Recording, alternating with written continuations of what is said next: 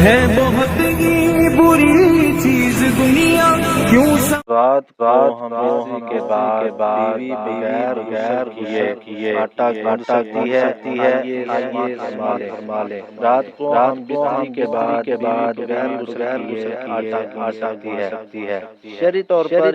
یہ جائز ہے کیونکہ یہ عبادت نہیں بلکہ روزمرہ کا معمول ہے اگر نماز کا وقت آ جائے تو غسل جنابت لازم ہے ورنہ عام کام کرنے میں کوئی مسئلہ نہیں صفائی اور عیدگی رکھنا ہمیشہ بہتر اور سنت ہے تاکہ دل اور جسم دونوں میں طہارت ہو یعنی روزمرہ کے کام جیسے آٹا گوندنا کھانا پکانا یا دیگر معمولات جائز ہے صرف عبادت یا نماز کے وقت کا خیال رکھنا ضروری ہے